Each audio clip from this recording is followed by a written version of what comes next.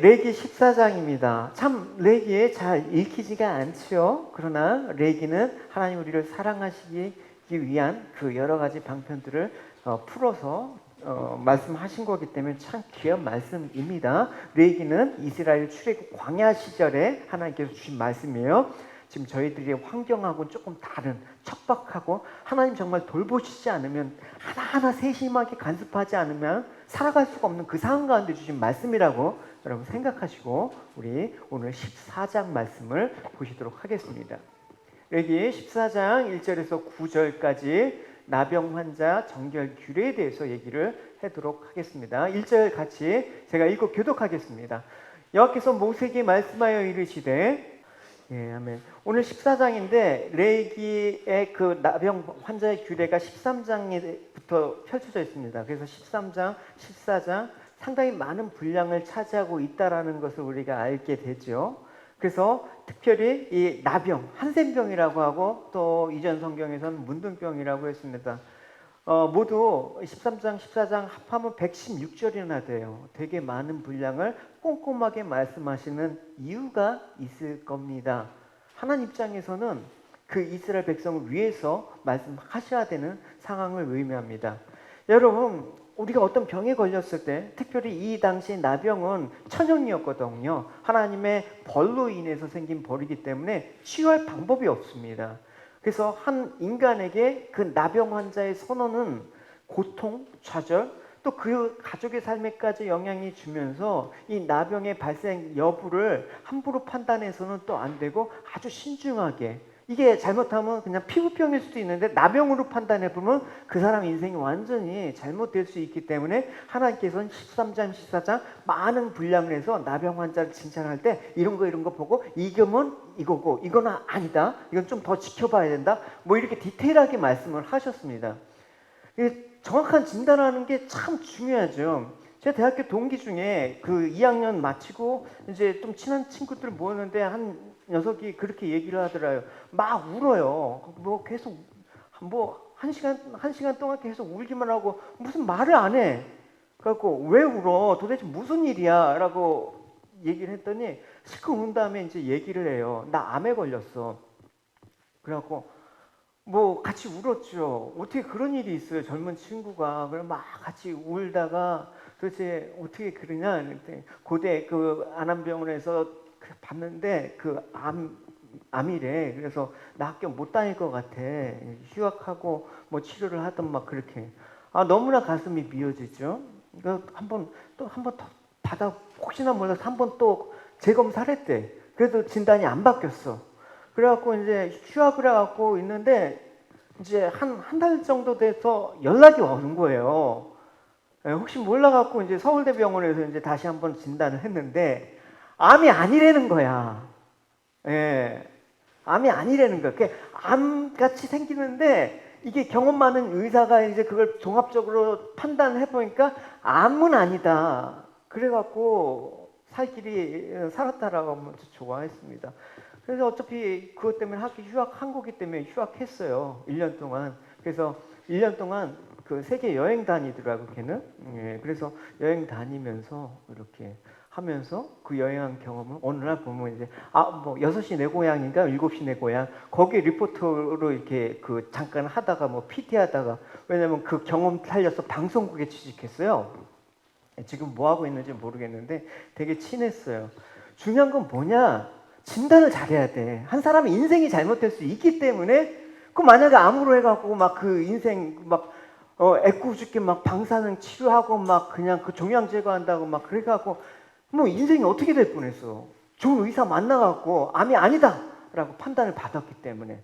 그 목사도 뭐 사실은 진단을 잘해야 돼. 영적으로 함부로 해서 이거는 뭐 이렇다 난도질을 하다 보면 잘못하면 큰일 난단 말입니다. 그래서 저는 진단을 잘 안 하는 편이에요. 네, 진단을 안 하는 거예요. 왜? 주님이 하시는 일들은 도무지 알 수가 없기 때문에 진단을 감히 못 내리겠어요. 어쨌든 이 신중한 제사장에게 그 분별과 권한을 위임하고 단 나병 환자를 판별할 때 아주 조심해서 세밀하게 살펴봐야 된다라고 얘기를 하고 있습니다. 레위 그래서 13장은 제사장들이 막 밑줄을 쳐가면서 암기하면서 아마 되게 빡세게 공부를 했을 거예요. 그래서 나병 환자로 진단을 했다. 그럼 그 나병 환자는 어떻게 해야 됩니까? 일단 13장의 규례를 잠깐 살펴보시면 이렇습니다. 나병 환자는 옷을 찢고 머리를 풀고 입술을 가리며 부정하다 할 것이요 병 있는 날 동안은 늘 부정할 것이라 그가 부정한즉 혼자 살 때 진영 밖으로. 이스라엘 당시에는 이렇게 천막 생활을 했잖아요. 광야니까. 그러니까 그 천막 그 진영 밖으로 캠프 밖으로 이제 격리하는 거예요. 말이 격리지 여러분 그냥 버림을 받은 거예요. 공동체에서. 치료할 방법이 없으니까. 그래서 이 나병 환자는 또 전염성이 있기 때문에 접촉하지 못하게 하고 또 종교적으로 부정하니까 내쫓았습니다. 좀 그렇잖아요, 여러분. 그래도 너무하십니다, 하나님. 이 나병 환자를 내쫓으면 죽으라는 얘기지. 그래서 하나님이 규례로 내쫓게 하셨습니다. 근데 여러분, 그게 하나님의 본심일까?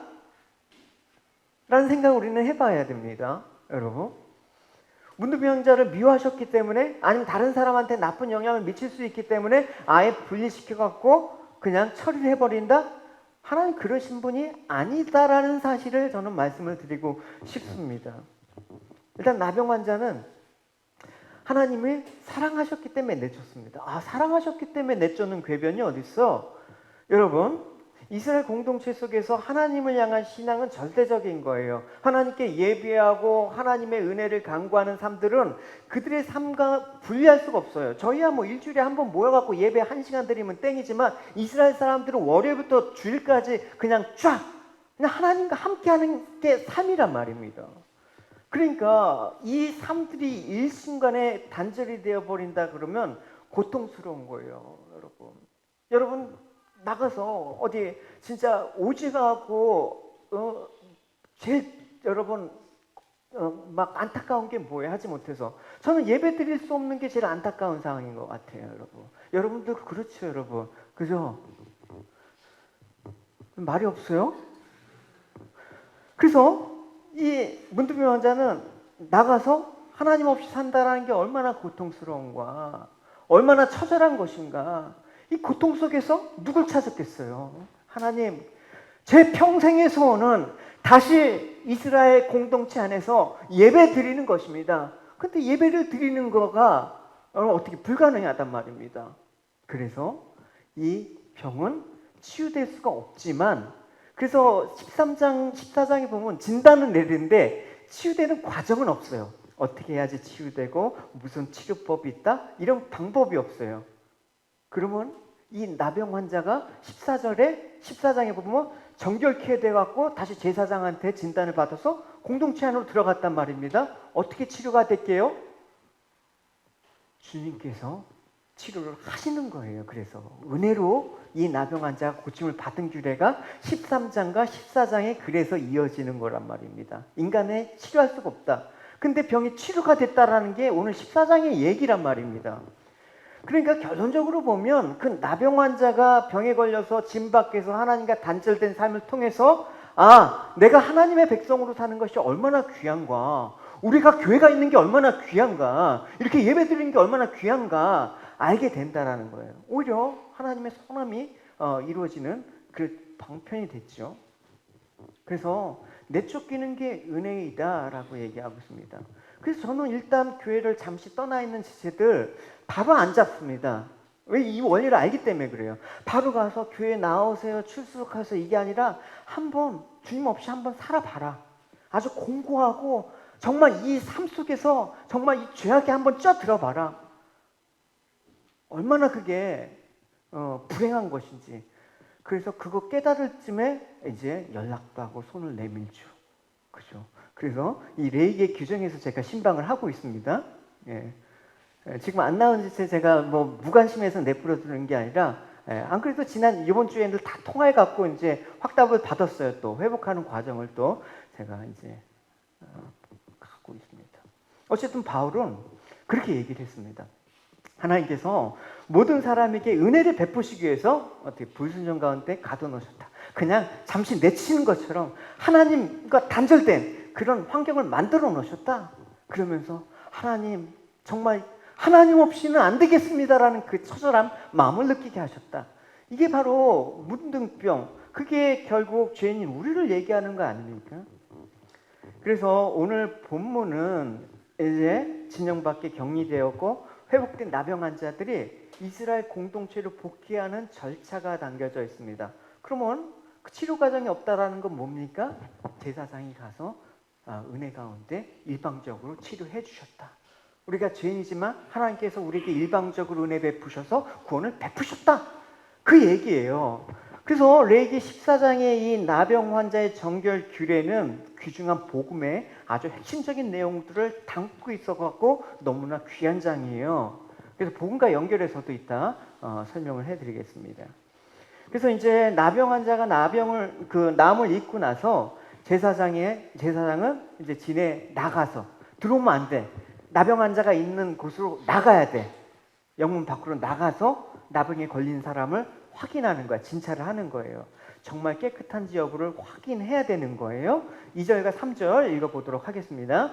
나병 환자가 정결하게 되는 규례는 이러하니 곧 그 사람을 제사장에게로 데려갈 것이요 제사장은 진영에서 나가 진찰할지니 그 환자에게 있던 나병 한 부가 나으면, 그러니까 일단 진찰할 때 진 밖으로 나간 이유는 만약에 진 안으로 다 나았다고 하니까 들어와서 한번 진찰을 해보자, 이게 아니에요. 왜냐하면 병이 완전히 치유가 안 될 수도 있잖아요. 혹시 남아있는 그런 질병 그 균이 있을지도 모르기 때문에 전염의 우려가 있기 때문에 신중하게 제사장은 그 진 밖에 있는 나병 환자를 찾아가서 진찰을 하는 거예요. 그럼 제사장은 어떻게 해? 제사장만 왜 위험에 노출되는 거죠? 이건 하나님께서 완전히 치유하셨다라는 그런 전제로 얘기를 하는 거예요. 그래서 이제 그 회복된 이제 봤으니까 회복이 됐어. 그럼 어떻게 해야 되냐? 그냥 이제 이제 다시 캠프에 진에 들어와서 우리 같이 생활하면 돼. 이게 아니라 절차를 밟았어요. 이 절차 의식이 오늘 내용에 담겨 있습니다. 2절과 4절 읽어봅시다. 제사장은 그 정결함을 받은 자들 위하여 명령하여 살아있는 정결한 새 2마리와 백탕목과 홍색칠과 우슬초를 가지고, 정결케 하기 위해서 그 의식을 하는 데 있어서 4가지가 필요해요. 어떤 4가지? 살아있는 새 2마리, 그 다음 백향목, 청색실, 우슬초. 그죠? 잠시만요. 이거 왜 가려지는 기능이 없지? 시험 보려고 했는데. 재료 4가지 안 보고 시작. 살아있는 새 2마리, 백향목, 홍색실. 됐어요, 여러분. 합격. 그래서 이제 이 4가지 재료를 갖고 이제 와라 하면서 이제 절차를 밟아요. 새는 정결한 새야 돼요. 어떤 새든 상관없어요. 백향목은 아주 향기롭지요. 그래서 부패 강하고 저항력이 있어요. 그리고 홍색실은 빨간 거 아닙니까? 그게 대속의 은혜를 상징하는 거, 상징성이 있단 말입니다. 우슬초는 박하향이 나는 허브가 식물이에요. 그래서 그 우슬초가 약간 이렇게 제가 보진 못했지만 도감으로 보니까 이렇게 입 안에 액체를 머금을 수 있게 이렇게 구조가 그렇게 좀 파여 있는 듯한 그 구조가 있어요. 그래서 성경에 우슬초가 처음 언급한 데가 뭐냐면 유월절 때 어린 양의 피를 우슬초를 묶음으로 담아갖고 그거를 이제 스푼처럼 이제 사용한 거예요. 해갖고 이렇게 찍어갖고, 그죠? 보시면 있죠. 여기 보이시죠? 그림 보면 우슬초 더미를 이렇게 찍어갖고 하는 거예요. 우슬초 묶음을 가져다가 그릇에 담긴 피에 적셔서 그 피를 문 인방 좌우 설주에 뿌리고 아침까지 한 사람도 자기 집 문에 나가지 말라. 이렇게 우슬초가 이제 피를 찍어서 바르는 역할을 했습니다. 그런 다음에 이제 여러분 절차를 이제 그림으로 여러분 잘 이미지화 하세요. 4가지 재료를 갖고 이제 우슬초 이렇게 다 이제 준비가 다 됐습니다. 세팅이 끝났어요. 다음 단계가 있습니다. 이제 요리를 생각하시면 되겠네요. 백종원 아저씨가 이제 요리를 했고, 이거 뭐 설탕 1스푼 됐죠? 먹으시는 거 맛있죠? 뭐 이렇게 하잖아요. 네, 이런 준비 됐죠? 재료? 다음 이제 새 어떻게 합니까? 그냥 잡으시면 돼요. 네. 5절 제사장은 또 명령하여 그 새 하나는 흐르는 물이 질그릇에서 작게 하는 거예요. 그러니까 흐르는 물에서 새 한 마리를 담궜다가 잠그는 거예요. 흐르는 물이라는 건 여러분 뭐 광야에 무슨 흐르는 수돗물 같은 게 어디 있어요? 생수라는 말이에요. 물에 강이나 우물에서 이렇게 퍼온 물. 근데 이제 불순물이 있으니까 물이 이렇게 하면 이렇게 불순물이 가라앉죠. 그래서 정한 물이라고 우리가 볼 수 있는 거예요. 그래서 이 물에 담긴 질그릇에 담고 새를 담근 채 목을 비틀어 죽입니다. 새는 뭘 뜻하냐면 죄인을 속죄하기 위해서 대신 죽으신 예수 그리스도를 상징하는 거예요. 질그릇은 우리 귀하지 않은 거, 연약하고 깨어지는 거, 인간을 예표하는 겁니다. 그러니까 질그릇 안에 새를 잡았다라는 것은 보잘것없는 인간이 그리스도의 생명을 소유하게 되어 있다라는 걸 상징적으로 보여주는 그런 그림이라는 것입니다.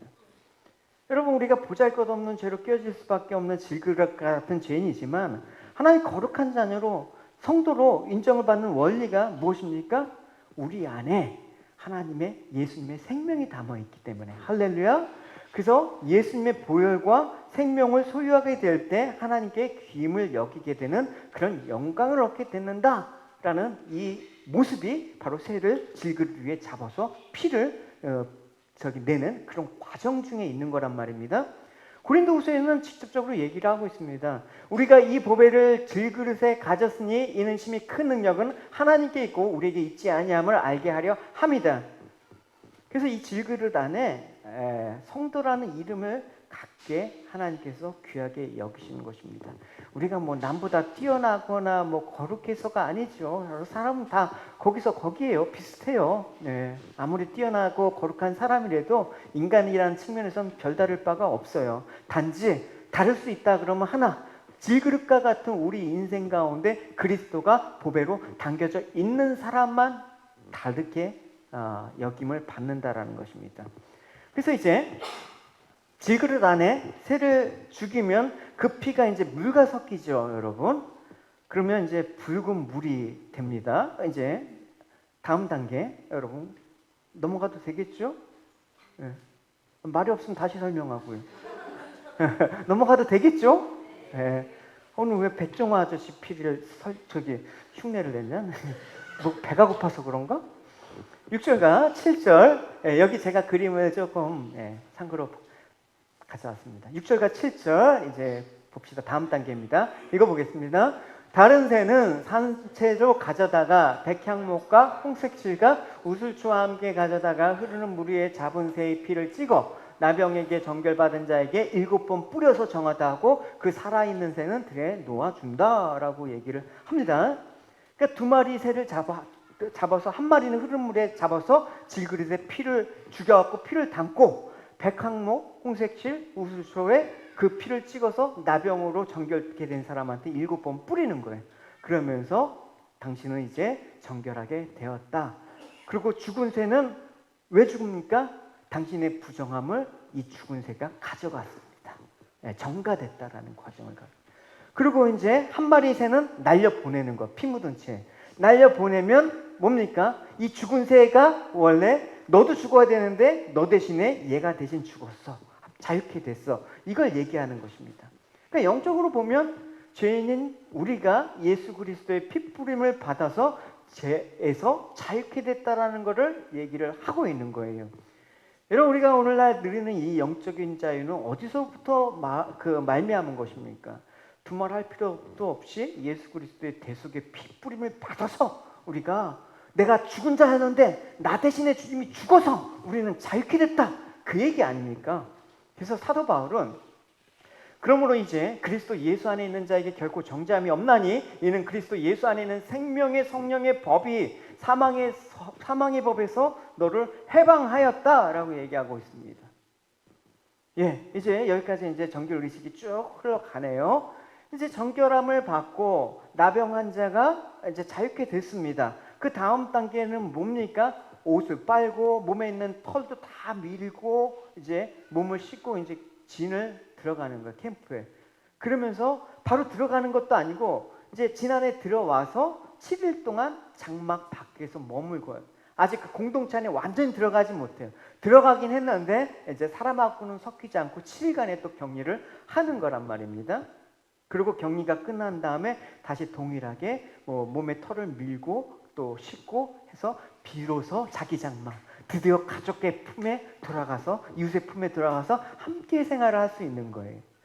그게 8절하고 9절 내용이에요. 같이 읽어보겠습니다.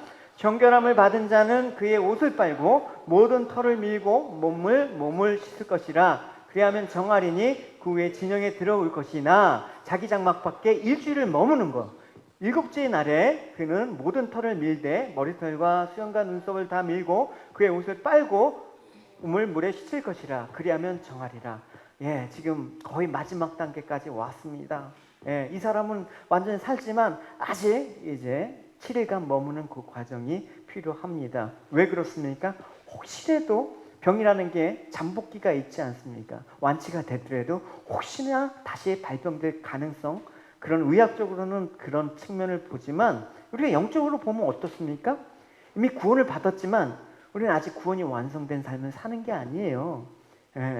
구원이 완성되지 않는 종말론적인 그 긴장, already not yet. 이미 구원은 받았지만 아직 완전한 구원이 없는 이 긴장 관계에 이 땅을 살아가는 그런 과정을 가는 게 이 7일간의 그런 격리 기간과도 같다라는 것입니다. 1차로 정함 받았지만 재난에 들어와서 사람과 교제 나누고 하나님 백성으로 특권을 누릴 수 있지만 충분히 누리지 못해. 아직까지 우리가 구원을 받았지만 하나님의 백성으로 우리가 이 땅을 살아가지만 아직 충분하지 못해. 왜? 그 7일간의 기간이 우리가 이 땅에 사는 영혼에 비하면 그 7일간의 기간, 잠시 그 기간 동안에 우리는 다시 정결하게 되는 그런 회복도 하나님을 더욱더 묵상하는 시간을 가져야 되는 것입니다. 그러니까 이 문둥병자는 이거를 어떻게 생각할까요? 빨리 들어가지 이게 아니라 이 지옥 같은 생활, 짐 박해갖고 문둥병이 있는 채로 하나님과 단절한 이 지옥 같은 생활에서 이렇게 공동체 안에 다시 들어온 것만으로도 너무나 감격을 했을 거예요. 까짓 그 일주일, 이 감격, 일주일만 지나면 이제 다시 사랑하는 가족으로, 다시 사랑하는 부모님, 다시 사랑하는 이웃들 간다. 이 땅에 일주일, 이 땅에 잠시 살다가 나는 영원한 하나님 아버지 품으로 간다. 할렐루야. 영원한 그리운 내 성도들, 내 사랑하는 이들, 효진이 난 보러 간다. 그래서 우리가 이 땅에 사는 동안 일주일이라는 또 이 시간을 또 보내야 되는 거야. 그러나 그냥 막 보내면 안 되는 거예요. 하나님께서 나를 구원해 주신 그 은혜, 그걸 생각하면서 여전히 우리 안에는 죄악된 육체의 본성이 남아있는 그런 시기란 말입니다. 그러니까 우리 죄가 끊임없이 성령님과의 교제를 방해하는 것이죠. 이 기간 동안 우리는 이미 구원에 대한 확신도 있어. 구원의 백성으로 우리가 감격하고 있어. 그러나 충분하지 못해. 왜? 아직 일주일 동안 싸워야 되는 기간이기 때문에. 이 죄악된 본성과 싸워야 되기 때문에. 그러나 이제는 싸우는 게 다르단 말입니다. 지금 밖에 있을 땐 싸울 수도 없어요. 당장 죽음을 앞두고 있는 소망이 없는 사람인데 이제는 내가 나음을 받았다. 넌 정결하다. 일주일만 있으면 이제 완전히 구원을 받는다라고 했을 때 싸울 수 있단 말입니다. 일주일 동안 정결하게 내가 더 하나님 은혜를 강구할 수 있단 말입니다. 우리는 그러면 이 시간을 어떻게 살아야 되는가? 내가 이제 저주에서, 사망과 저주에서 건짐을 받아서 하나님 백성이 되었는데 이 땅에 하나님 백성으로 살아가는 이 잠시 동안 내가 정결하게 살리라. 할렐루야. 내가 이 육체의 수욕을 죽이고 거룩한 삶을 위해서 내가 몸부림치리라. 그렇게 살아내는 거죠. 그래서 로마서 6장에 그러므로 죽게 될 여러분의 몸에 제가 왕노릇하여 몸에 욕심을 따라 살지 않도록 하십시오. 또한 여러분의 몸을 불의로 행하는 도구로 저에게 내어주지 말고 죽은 자들 가운데 살아난 자들답게, 그래서 지내있다가 들어온 자들답게 여러분의 몸을 의를 행하는 도구로 여러분의 자신을 하나님께 드리십시오. 레위기를 보면 참 복음이 너무나 잘 설명이 되어 있습니다. 그렇다면 이제 7일간 다 머물렀어요. 그러면 이제 정결 절차가 다 끝났습니까? 아닙니다. 오늘 본문은 이제 여기까지가 끝난데 사실 오늘 본문 하반절이 있어요. 그래서 14장 전체를 여러분 다 읽어보셔야 돼요. 8일째 해야 되는 일이 있어요. 8일째 뭘 해야 되냐? 희생제사를 드려야 되는 것입니다. 어떤 제사? 속건제, 소제, 속제제, 번제 이런 제사를 드리는 절차가 남아 있습니다. 그게 8일째예요. 제가 읽을게요. 8째 날에 그는 흠없는 어린 순양 2마리와 1년 된 흠없는 어린 암양 1마리와 또 고운 가루 10분의 3 에바를 기름 섞은 소재물과 한 기름 한 룩을 취할 것이요 정결하게 하는 제사장은 정결함을 받을 자와 그 물건들을 회막문 여호와 앞에 두고 어린 순양 1마리를 가져다가 기름 한 톡과 아울러 속건제를 드리고 여호와 앞에 흔들어 요제를 삼고 그 어린 순양 거룩한 장소 곧 속건제와 번제를 잡는 곳에 잡을 것이며 속건제물은 속죄제물과 마찬가지로 제사장에게 돌릴지니 이는 지극히 거룩한 것이다. 제사, 레위 제사 핵심 그 얘기를 여러분 설명을 해드렸습니다.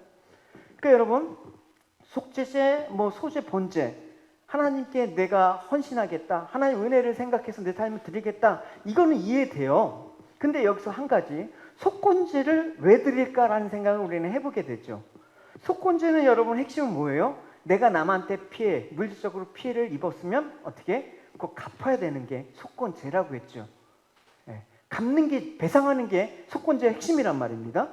그러면 이 문둥병자는, 나병환자는 도대체 뭘 갚을 게 있어서 속건제를 해야 되는지 우리는 생각을 해봐야 되는 거예요. 이 부분에 대해서는 이제 학자들은 얘기해요. 2개월 동안 11조 안 하니까 제사 안 드린 것에 대해서 너 하나님 거 떼어먹었지? 제사 지내? 11조 내야 돼? 그래서 속건제. 그렇게 얘기를 하고 있어요. 저는 그거는 동의를 안 해요. 또 환자가 옛날에 자기도 모르게 하나님의 성물을 범했어. 그래서 하나님 그 성물을 범한 거에 대한 배상을 해야 돼. 그것도 아닌 것 같아요. 아닌 것 같다라는 거는 제가 100% 부인은 안 하는 거예요. 뭐냐? 전 이 설명이 가장 합당하다고 여겨요. 우리 몸은 누구 거라고요? 하나님 거잖아요.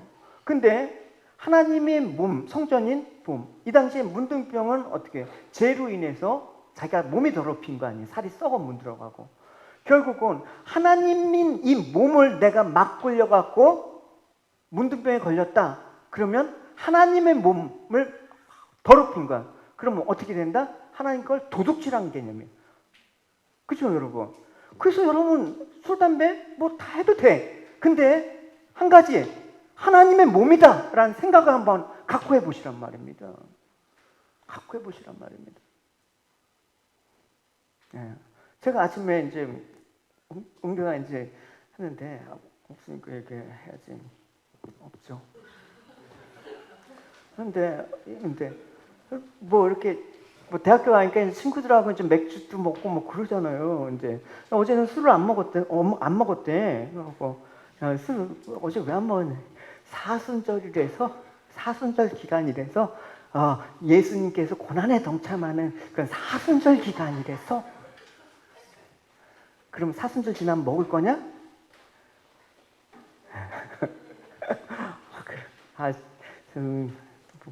그렇잖아요, 여러분. 난 하나님 몸이다라는 생각, 소유. 그러니까 내 몸을 더럽힌다라는 거는 내가 뭘 하든 자유롭지만 내 몸을 더럽힌다라는 건 하나님 걸 도둑질하는 거야.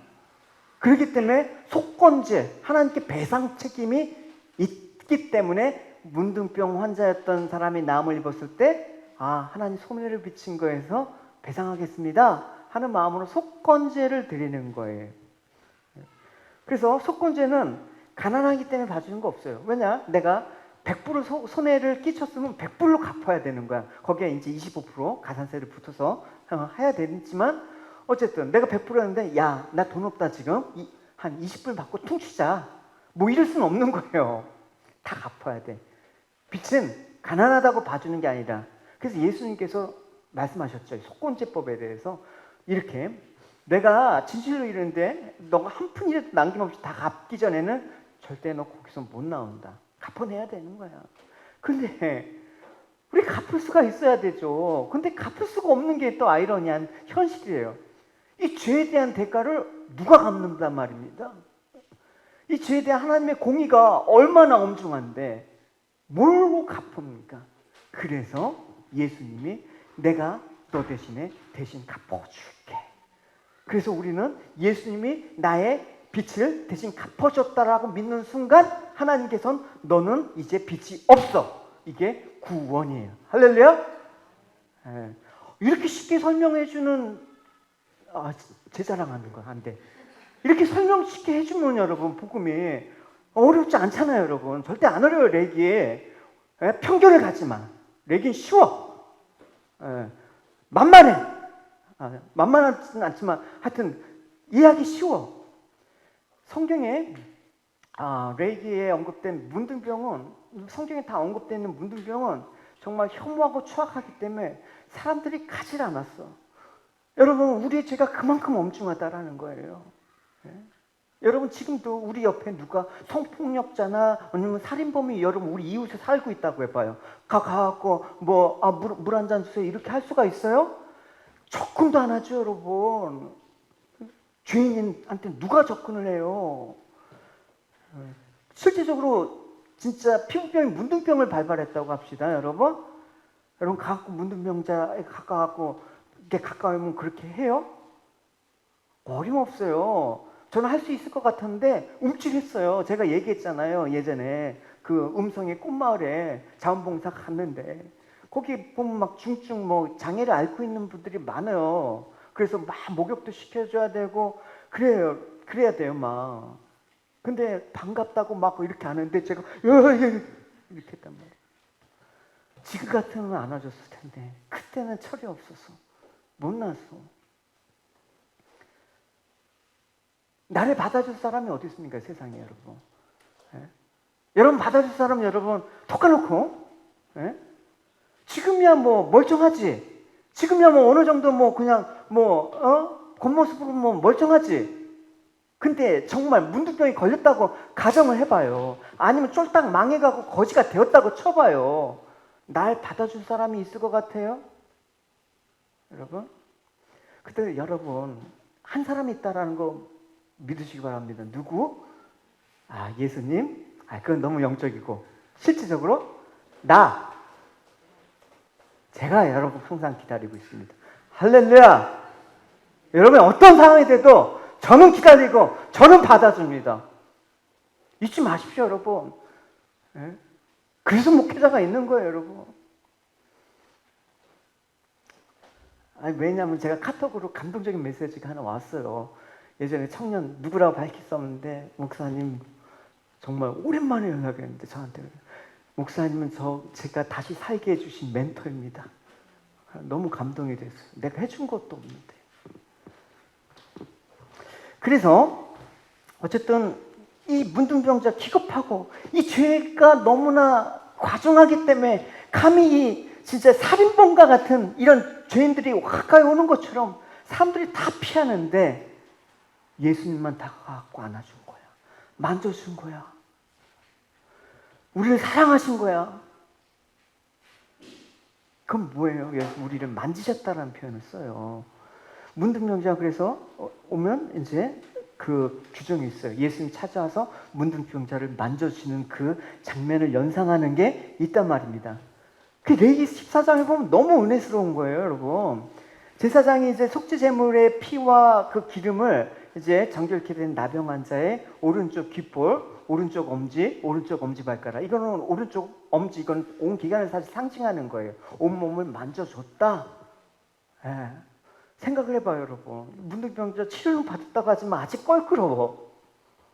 만져줬다.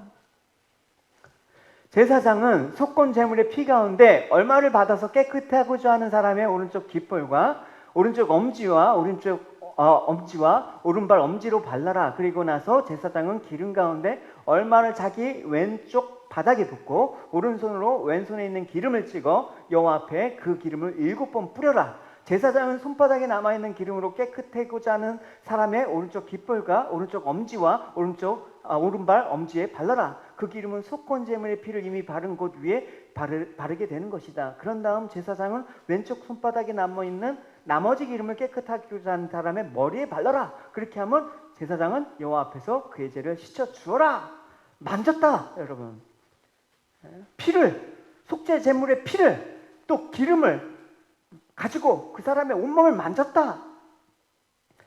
여러분, 이 장면이 이제 복음서에 예수님께서 어떤 장면이 있어요? 예수님께서 이제 상상순을 하시는 거예요. 마음이 가난한 자는 복이 있나니, 심령이 가난한 자, 애통한 자는 복이 있나니, 쭉 이래갖고 이렇게 해갖고 산상순의 7장까지 이제 쭉 산상에서 이제 천국 복음을 선포하셨어. 그리고 이제 산에서 딱 내려오니까 누굴 마주쳤다? 복음이 선포되니까 나병 환자가 마주친 거예요. 예수님께서 산에서 내려오시자 많은 사람들이 따라왔습니다. 어떤 문둥병 환자가 예수님께 다가서 절을 하고 말했습니다. 주여, 주님을 하시고자 하면 저를 낫게 하실 수가 있습니다. 예수님께서 손을 내밀어 그 사람에게 어떻게 되셨다. 깃불과 오른쪽 엄지와 오른발 엄지를 만져주셨다. 내가 너를 고쳐주기 원한다. 깨끗하게 나아라. 그러자 바로 그 사람이 문둥병이 나았다. 할렐루야. 날마다 주님의 손길이 여러분을 터치하는 은혜가 있길 바래요. 할렐루야. 주님 오시면 이렇게 하지 마시고요. 그래서 나병 환자의 손을 대고 깨끗이 해줬죠. 누가복음에 보면 또 이 장면 나와요. 여러분 잘 아시는데 이제 예수님과 이제 제자들이 나인성으로 가고 있는데 거기서 이제 한 무리가 나오게 되는 거예요. 그게 장례 행렬인데 그 장례 행렬은 보통 행렬이 아니라 과부의 아들의 장례 행렬이에요. 이건 뭐 상상도 할 수 없을 정도로 슬픔과 애통이 휩싸여 있는 분위기란 말입니다. 뭐 장례 행렬이 즐겁진 않죠. 어느 장례인들 슬프지 않겠습니까? 근데 지금 나인성에 나온 장례 행렬은 여러분 슬픔과 고난. 근데 살 만큼 살다가 슬픔이 떠나보내는 이도 남은 사람은 슬픈데 꽃다운 나이에 세상을 보냈는데 남아있는 사람의 가슴은 얼마나 아프겠습니까? 또 이 젊은이는 유일한 이 과부의 단 하나밖에 없는 독생자야. 여러분. 제가 말은 안 했지만 제 방에는 효진 사진이 항상 있어요. 날마다. 항상 마음에 사무치도록 저는 하루도 잊어본 일이 없어요, 여러분. 여러분이 슬플까봐 얘기를 안 할 뿐이야. 늘 가슴에 묻고 사는 게 있어요, 목회자는. 그래서 주님께서 그 과부를 불쌍히 여기시고 울지 말라.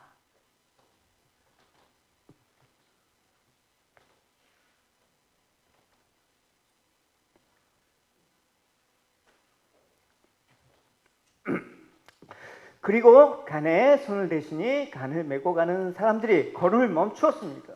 예수님께서 말씀하셨습니다. 소년아, 내가 네게 말한다. 일어나라. 그러자 죽었던 사람이 일어나 앉아서 말하기 시작했습니다. 예수님께서 그를 어머니에게 보내셨습니다. 예수님께서 관에 손을 대셨다고 하는데 여러분 우리가 생각하는 그런 관이 아니에요. 나무에 뭐 이렇게 뚜껑 덮어갖고 못을 박은 게 아니라 시신을 그냥 들것에 올려갖고 세마포로 이렇게 싸놓고 운반하는 거예요. 그래서 예수님께서 손을 댔다라는 건 시신에 손을 댔다라는 거죠.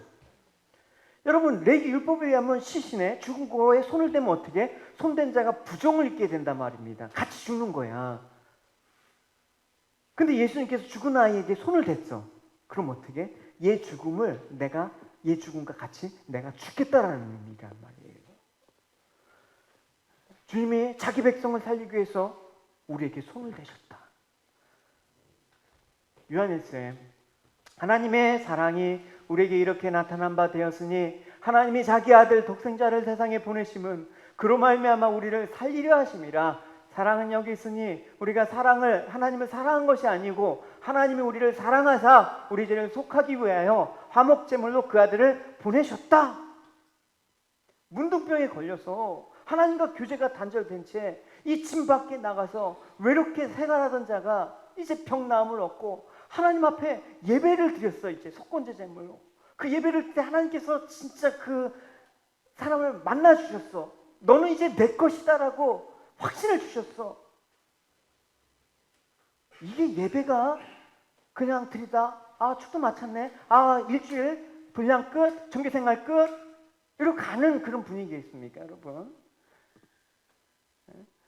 성막에서 하나님 예배 드리는 것말로 격리 돼본 사람 알아. 여러분 코로나 걸려갖고 격리 생활 해보니까 밖에서 여러분 했던 자유가 얼마나 소중한 거 알죠? 평상시 모르잖아. 이 무등교육자는 죽음을 선고받고 격리가 됐단 말입니다. 근데 지금 예배를 드리고, 근데 예수님께서 직접 만져주시고 사랑한다 내 아들아 하는데 여러분 아무런 느낌이 없을 리가 없잖아요. 예배가 우리가 하나님께 나와서 이렇게 예배드리고 말씀을 듣고 교제를 나눌 수 있는 게 얼마나 큰 특권인지 모릅니다. How much of a privilege is to come before God to worship Him and discuss His words. 근데 우리가 늘 누리면서 사니까 이게 당연한 것처럼 여기니까 소중함도 없고 감사를 잃어버린 삶을 살아가기가 너무나 쉽습니다. But we are too used to it and forget about how fortunate we are. 그래서 예배가 형식화되고 매너리즘화되고 우리는 그렇게 무지몽매해요. The structure and the mannerism of worship, we have that nailed down. 그때 어떻게 하신다? 하나님께서 우리의 교만과 무지의 마음을 고치시기 위해서 때때론 하나님 앞에서 소외되는 것 같은 느낌을 주신단 말입니다. 단짝. This is how ignorant we can be. To fix our self-absorbed ways, God gives us a sense of isolation when approaching God. 하나님을 찾아도 만날 수 없는 영혼의 어두움, 황폐함, 이건 느껴봐야 되는 거야. 다윗이 느껴봤기 때문에 시편 고백을 보시면 여러분 많이 참조가 될 겁니다. And no matter how much we seek God, there is a sense of darkness and we cannot find Him. 그러니까 이런 영혼의 고통을 통해서 우리가 비로소 누려왔던 하나님과의 교제, 하나님과 예배하는 것이 얼마나 소중하고 행복하고 즐거운가 깨닫게 되는 거예요. Through the suffering of the soul, we begin to understand the joy that came from interacting with God. 그래서 주님을 만나서 이런 예배 가운데 있으면 다른 소원이 없어요. 밖에 있는 거, 세상의 것들은 다 유혹에 관한 거고 썩어질 것이다. 주님만이 나의 생명이다 라고 하면서 간절히 찾고 부르짖게 되는 거예요. And once you know this joy, then nothing in the earth matters to you. Everything you know will be useless. 그러니까 문둥병자가 집 밖으로 쫓겨나지 않았다라면 이런 감격적인 예배를 드릴 수가 없었겠죠.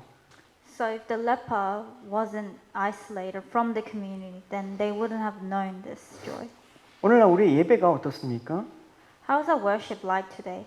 혹시 감격과 감사 없이 그저 그냥 차가운 마음으로 형식적으로 예배를 드리고 있지는 않습니까? Are we approaching it like with a cold heart, following the protocols on the surface? 만약 그렇다면 우리는 영적인 황폐함, 이 어두운 가운데 있는 거예요. 하나님께 내침을 받은 거예요.